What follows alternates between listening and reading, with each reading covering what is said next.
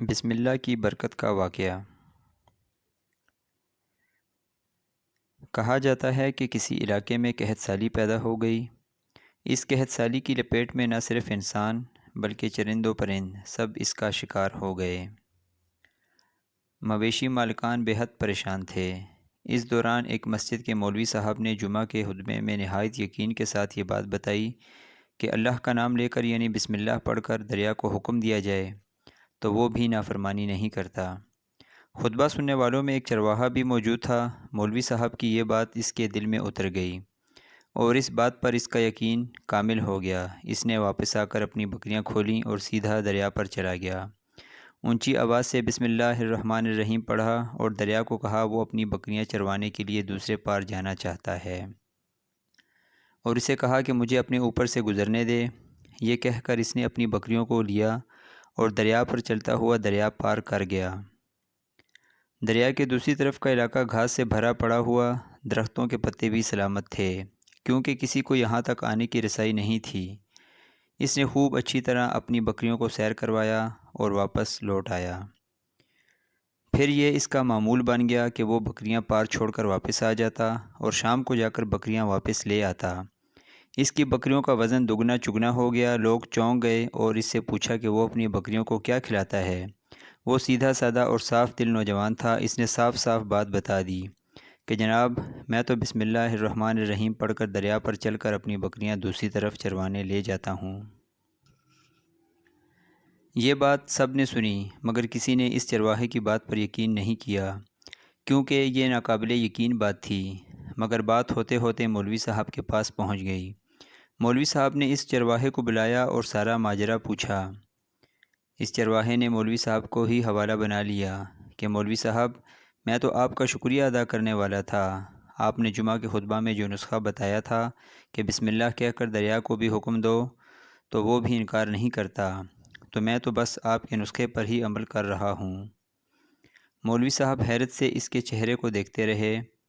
مولوی صاحب نے کہا بھائی صاحب ایسی باتیں تو ہم ہر جمعہ میں کرتے ہیں، فقط ان کا مقصد لوگوں کا ایمان بنانا ہوتا ہے۔ مگر بکریوں والا ڈٹا رہا کہ میں تو بس بسم اللہ کہہ کر پانی پر چلتا ہوں اور بکریوں سمیت پانی کے پار چلا جاتا ہوں۔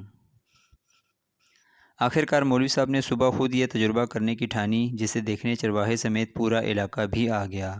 مجمع زیادہ تھا۔ مولوی صاحب نے ایک دو بار سوچا کہ انکار کر دوں کہ کہیں ڈوب نہ جاؤں، مگر وہ جو مولوی صاحب کے کندھے پر اٹھا کر لائے تھے اب بھی جوش و خروش سے اللہ اکبر کے نعرے لگا رہے تھے اور مولوی صاحب کے حق میں تعریفیں کر رہے تھے۔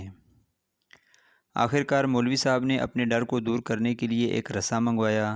پہلے اسے ایک درخت کے ساتھ باندھا، پھر اپنی کمر کے ساتھ باندھا، پھر ڈرتے ڈرتے ڈھیلا ڈھالا بسم اللہ پڑھا اور دریا پر چلنا شروع ہو گئے۔ مگر پہلا پاؤں ہی رکھا تھا کہ پانی میں گر گئے۔ مولوی صاحب ڈبکیاں کھانے لگے اور پانی کے بہاؤ میں بہنا شروع ہو گئے۔ لوگوں نے کھینچ کھینچ کر باہر نکالا۔ مولوی صاحب کی اس حرکت نے چرواہے کو پریشان کر دیا کہ مولوی صاحب کی بسم اللہ کو یہ کیا ہو گیا ہے، کیونکہ یہ اس کا روز کا معمول تھا۔ اس کے اپنے یقین میں کوئی فرق نہ آیا۔ اس نے بسم اللہ کہہ کر بکریوں کو پانی کی طرف اشارہ کیا اور خود ان کے پیچھے چلتا ہوا پار چھوڑ کر واپس بھی آ گیا۔ لوگ اسے ولی اللہ سمجھ رہے تھے اور اس کے حق میں نعرے لگا رہے تھے، مگر وہ سب سے بے نیاز سیدھا سادہ انسان تھا۔ وہ مولوی صاحب کے پاس پہنچا اور کہا مولوی صاحب میں آپ کی بسم اللہ کی تعریف سے کافی پریشان تھا، مگر پانی پر چلتے ہوئے مجھے آپ کی بسم اللہ کی بیماری کا پتہ چل گیا۔ اس چرواہے نے درخت سے بندھی رسی کی طرف اشارہ کیا اور کہا مولوی صاحب یہ ہے آپ کی بسم اللہ کی بیماری۔ آپ کی بسم اللہ کی برکت کو یہ رسا کھا گیا۔ آپ کو اللہ اور بسم اللہ سے زیادہ اس رسے پر بھروسہ تھا، لہٰذا اللہ نے بھی آپ کو رسی کے حوالے کر دیا۔ پھر کہنے لگا مولوی صاحب آپ بھی کمال کرتے ہو، میں نے آپ کے منہ سے سنا اور یقین کر لیا اور میرے اللہ نے میرے یقین کی لاج رکھ لی۔ مگر آپ نے اللہ کا کلام سنا مگر یقین نہیں کیا، لہٰذا آپ کو اللہ نے رسوا کر دیا۔ محترم عزیز دوستو، یہی کچھ ہمارا حال ہے۔ ہماری نمازوں اور دعاؤں کا حال بھی یقین سے خالی ہے۔